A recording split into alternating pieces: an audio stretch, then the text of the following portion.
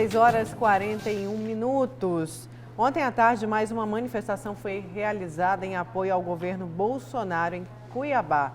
A carreata, já realizada em outras cidades brasileiras, é a Profetiza Cuiabá. Confira na reportagem. Os manifestantes se reuniram na Avenida Lava Pés, no bairro Goiabeiras. Dezenas de carros fizeram parte da carreata. Entre as reivindicações, eles pediam intervenção militar e o retorno do ato institucional conhecido como AI-5. Dessa vez aqui é em apoio mesmo ao governo Bolsonaro. E as decisões que o Maia e o Alcolumbre têm tomado, né? Também um pouco contra a carta que o Mauro Mendes acabou assinando. Com relação ao prefeito, ele fez a flexibilização, mas tem muitos setores que ainda estão fora, né? E as pessoas vieram. Aproveitaram ainda para deixar claro o apoio ao presidente da República, Jair Bolsonaro, e pediram a reabertura do comércio em todo o estado. Travar a economia do jeito que foi travada, eu acho que é um excesso, é um abuso de poder até. Nós precisamos trabalhar para não morrermos duas vezes pelo coronavírus, se pegarmos e não conseguirmos. E se não conseguir, vai morrer de fome. Como é que você vai sobreviver sem finanças? O Ministério Público criou uma liminar contrária à carreata. Segundo o órgão, a manifestação seria somente para causar aglomeração na cidade. E isso vai contra as orientações da Organização Mundial de Saúde na prevenção do coronavírus. A gente não recebeu notificação nenhuma, entendeu? Se alguma autoridade chegar na hora, a gente cumpre a ordem, né? Mas até agora a gente não recebeu notificação nenhuma e a gente vai manter. Porque a gente tem o direito de ir e vir, né? E a gente tá fazendo isso. Com a liminar, algumas regras foram impostas para realizarem o protesto. Todos os participantes tiveram que usar máscaras sob multa de R$ 500. A fiscalização foi feita pela Polícia Militar, que acompanhou o trajeto. Ao longo da carreata, eles percorreram avenidas do centro da capital. Vestidos de verde e amarelo e com bandeiras do Brasil, os manifestantes ainda falaram sobre religião e cantaram músicas em adoração a Deus.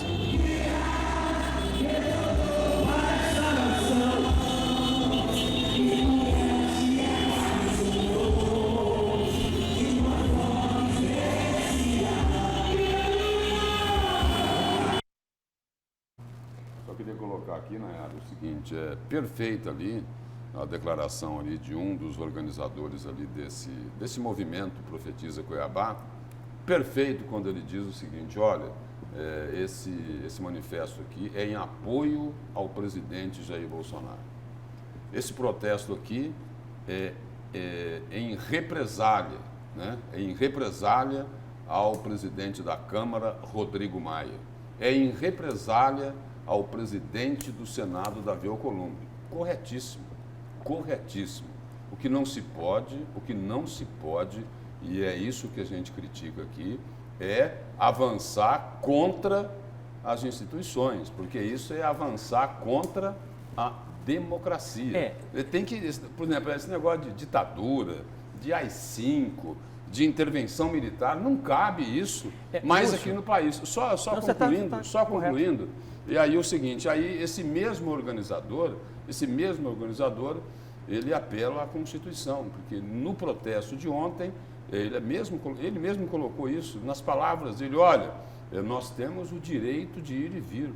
Está lá na Carta Magna, na Constituição brasileira, como também está lá, que é o seguinte, que é crime tentar o seguinte, atentar contra o regime político do país, no caso, querer enterrar a democracia para ressuscitar a ditadura. Lúcio, tem um problema conceitual nisso tudo, e é um problema exatamente de muitas pessoas. Muitos, eu já disse isso ontem no Cidade Alerta, muitos, inclusive defendem uma posição intervencionista, né? Aquela questão do AI-5, né? Da intervenção militar. Né? É simplesmente inadmissível, vou repetir, inadmissível que nós tenhamos a defesa de alguém, de um sistema autocrático, ditador, criado por um sujeito absolutamente maluco, chamado Benito Mussolini, em 1822, que é a raiz do fascismo, né? Era um regime, sobretudo, que defendia um conceito novo de nação e de raça. Não é isso. E não pode ser isso, e não é isso que passa na cabeça do presidente Jair Bolsonaro. Ele já disse por várias vezes. Ele quer um judiciário livre, transparente, ele quer um parlamento livre, transparente, ele quer um Supremo Tribunal Federal livre e transparente. Então não existe alinhamento desse tipo de raciocínio com o raciocínio do presidente Jair Bolsonaro. É isso que eu tenho que deixar muito claro nessa história toda, né? E eu comungo da mesma ideia, do mesmo pensamento do Lúcio com relação a esse ponto de intervenção militar, de AI-5, não cabe. Não cabe, isso aí é um retrocesso, né? Sem dúvida alguma, a democracia tem que prevalecer, por mais que ela tenha inúmeras arestas, eu já disse por várias vezes nesse programa, acho que combina muito mais o conceito, é mais próximo ao conceito de plutocracia do que necessariamente democracia para o Brasil, acho que combina mais. Eu acho que nós temos um regime que os ricos governam o país, que é o sistema plutocrático, né? Tá? Do que necessariamente a democracia. Mas assim mesmo, a gente precisa defender a democracia com todas as formas, com todas as forças. Esse é o caminho. Daqui a pouco a gente chama o Antero, que eu vou para o seu destaque. E como o professor ali, teve uma pergunta aí de um telespectador, né? Como o professor já deu aí a explicação acadêmica sobre o fascismo, né? Eu quero responder a esse telespectador, não sei se você tem o nome dele aí, Nayara, mas depois ele perguntou, olha, você comentava comigo aqui no intervalo que tinha um telespectador fazendo questionamento. Olha, Lúcio, fala aí, qual que é o seu conceito de fascismo? Estou tentando achar aqui. Então é o seguinte, como o professor Haroldo Arruda já deu a explicação acadêmica, né? Lembrou lá de Benito Mussolini, né? Que queria uma outra raça. Eu vou traduzir aqui o fascismo dentro do que nós estamos discutindo, dentro da realidade brasileira e disso que está acontecendo aí nas ruas. Para mim é o seguinte, quando eu uso fascista é essa pessoa, né, que na minha visão, quando propõe a volta da ditadura, o retorno do AI-5, a intervenção militar, porque os militares não querem assumir o governo, eles já falaram isso com todas as letras. Então, para mim, o fascista é este ser que é um ignorante político, né? Ao propor isso, né? Então é o seguinte, fascista para mim é quem não está satisfeito com o regime democrático, aliás, nem parou para pensar no que isso significa e está lá defendendo a ditadura. É só essa explicação que eu gostaria de dar aí, porque eu vou dar essa aqui dentro da nossa realidade, porque o professor Haroldo já tinha aí colocado a explicação acadêmica com a maestria de sempre. Certo. Vamos então, foi a Nádia que perguntou aqui, nossa telespectadora. Vamos então para o seu destaque. Bom, o meu destaque é em cima disso exatamente, né? Que o Supremo Tribunal Federal, né, o ministro Alexandre de Moraes, mandou abrir um inquérito para apurar a relação de deputados em atos contra a democracia. E aí, o ministro Alexandre de Moraes, ele determinou a abertura desse inquérito para apurar a organização dos atos contra a democracia no país, para saber o seguinte, quem é que está financiando esse movimento que está assim saudoso da ditadura, dos porões da ditadura, é isso? Da tortura que ocorria na ditadura militar por quem queria dar a opinião dele, né? Por quem teve caçada a liberdade de expressão. E aí, essa investigação aqui tem como pano de fundo esses atos realizados no domingo em todo o país e que tinham entre os manifestantes defensores do fechamento do Congresso, do STF e da reedição do AI-5. E aí, na decisão dele, o ministro Alexandre de Moraes classificou como gravíssimos os fatos apresentados pela Procuradoria-Geral da República, uma vez que atentam contra o Estado Democrático do Direito brasileiro e as instituições republicanas. E só lembrando aqui que o Procurador-Geral da República foi indicado para o cargo pelo presidente da República, Jair Bolsonaro. E os dois mantêm uma relação muito boa. Só destacando isso aqui, porque esse pedido foi do Procurador-Geral da República. E aí, na avaliação do ministro, ele diz o seguinte: é imprescindível a verificação da existência de organizações e esquemas de financiamento de manifestações contra a democracia e a divulgação em massa de mensagens atentatórias ao regime republicano, bem como as suas formas de gerenciamento, liderança, organização e propagação que visam lesar ou expor a perigo de lesão os direitos fundamentais, à independência dos poderes instituídos e ao Estado democrático de direito, trazendo como consequência o nefasto manto do arbítrio e da ditadura.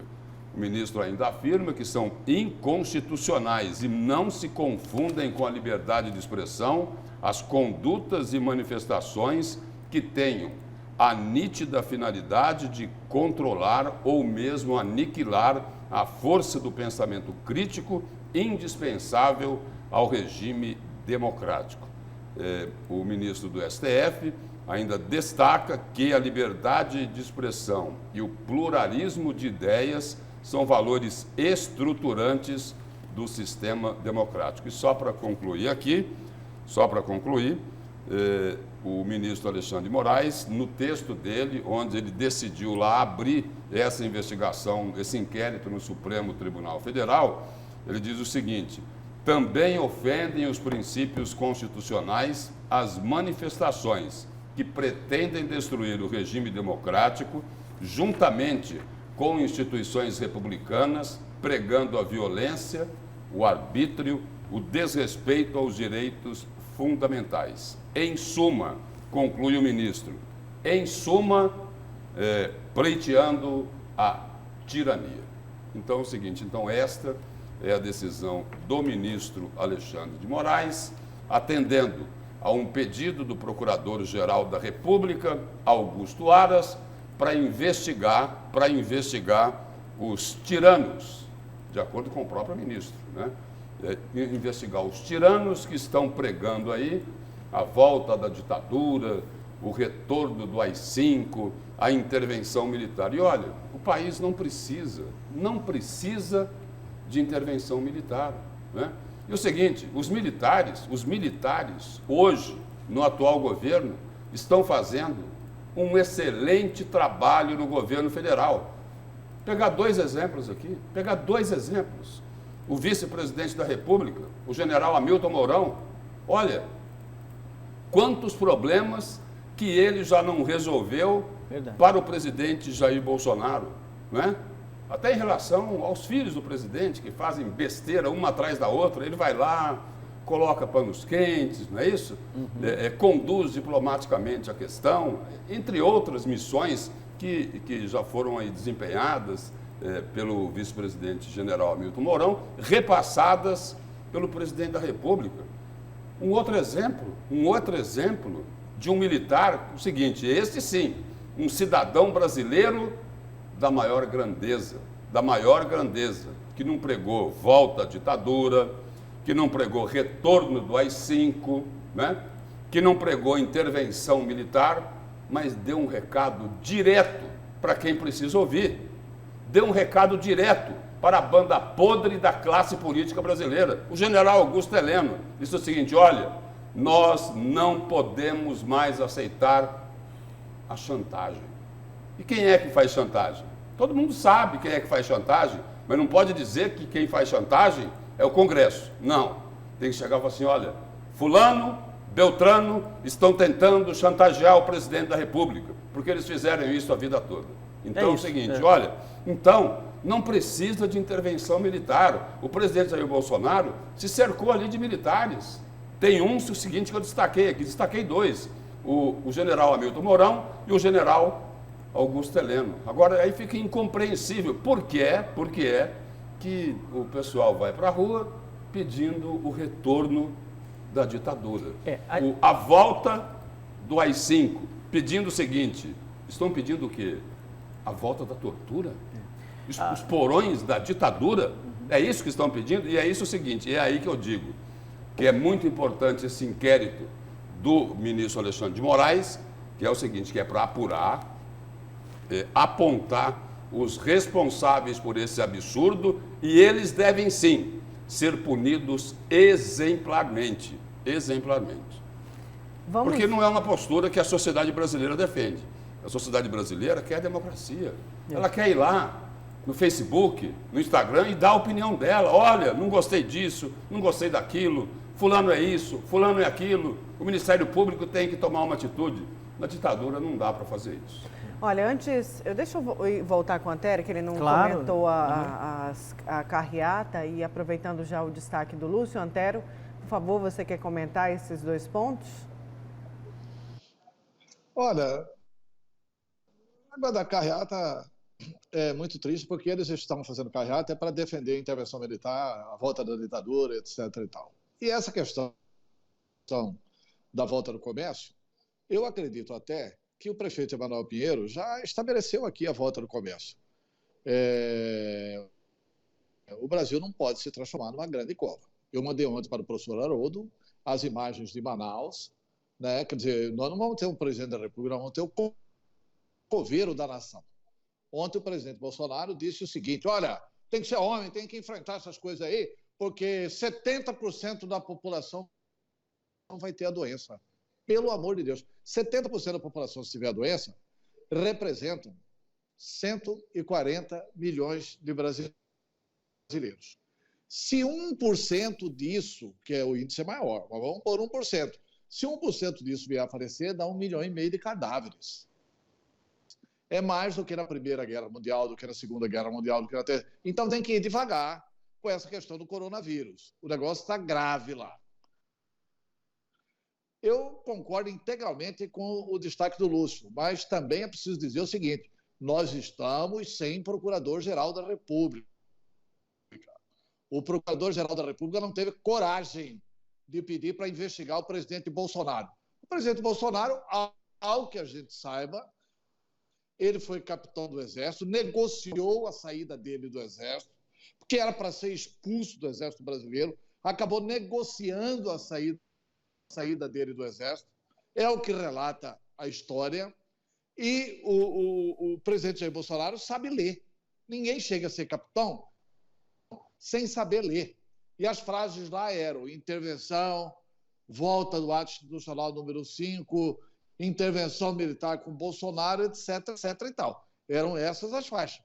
Ele parou lá sabendo que estava escrito em todas as faixas. E essa história, apenas uma discordância, o Bolsonaro fala: olha, a velha política, etc e tal. O que vai acontecer hoje? Hoje. O que vai acontecer hoje no Brasil? O presidente Bolsonaro chamou os líderes do Centrão. Está fazendo o entendimento com o PL, com os republicanos, com o PR e com o PP, o Partido Progressista. Só para lembrar, PL é do Valdemar Costa Neto, né? De triste memória, do mensalão, das coisas todas que foram da Petrobras, etc. e tal. Ele continua dominando o PL. Então a negociação é com Valdemar da Costa Neto, o PR é do Bispo Rodrigues e o PP é aquele partido que, juntamente com o PT e com o MDB, assaltaram a Petrobras e quase quebraram a Petrobras. Então, esses partidos foram chamados ao Palácio do Planalto. Já apresentaram os nomes. São mais de 40 nomes.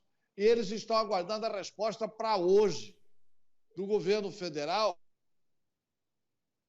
que é passar a fazer parte da base do governo federal. Ah, um outro detalhe. Foi chamado também lá o Baleia Rossi, presidente do MDB, né, para fazer parte dessa base parlamentar do Bolsonaro. Então é preciso dizer claramente o seguinte: isso é ou não é a velha política? Isso sim é uma claríssima negociação de cargos. Como é que você sabe disso, Antero? Deu ontem na CNN. Não foi na Globo, não, hein? Deu na CNN.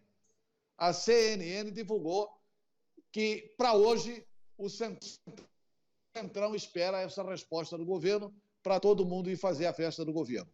E outra coisa, só para elucidar essa questão da saidinha do Palácio e da rede social. Na saidinha do Palácio, o presidente fala com a imprensa. Essa imprensa que ele considera bandida, que não vale nada e que não merece credibilidade. Para essa imprensa que é bandida, que é, segundo ele, que não vale nada e que não tem credibilidade, ele foi lá e disse, olha, não fala de intervenção aqui, alto lá, Supremo livre, todo mundo livre, com transparência, Congresso livre, com transparência. Para essa imprensa, ver se tem algum desmentido dele na rede social. O que vale para os cães digitais dele é só o que ele fala na rede social. E na rede social não tem isso. E não vai ter, porque essa é a tática dele. É isso. Também tem uma consideração para fazer, não é? Sim. Lá em Manaus, a situação realmente é gravíssima, né, por dois motivos. Segundo o Ministério da Saúde, ainda à época do Mandetta, foi dada uma certa explicação com relação ao que estava acontecendo em Manaus, que é gravíssimo mesmo. O vídeo é horrível, né? Enfim. Lá está acontecendo o que aconteceu na Itália, uma conjunção de duas epidemias ao mesmo tempo. No caso, uma pandemia e outra uma epidemia, né? H1N1 e o Covid-19 juntos ao mesmo tempo. E o outro fator que agravou ainda mais a situação em Manaus é que os respiradores mecânicos que foram enviados de Brasília para Manaus para poder socorrer as pessoas que estavam já entubadas, né, acabaram chegando em Manaus sem dois componentes e não puderam funcionar. Então, acabaram ficando sem respiradores mecânicos, aí é fatal. Vamos para o intervalo. Na volta tem o destaque do Haroldo Arruda Júnior. A gente já volta com a notícia de frente.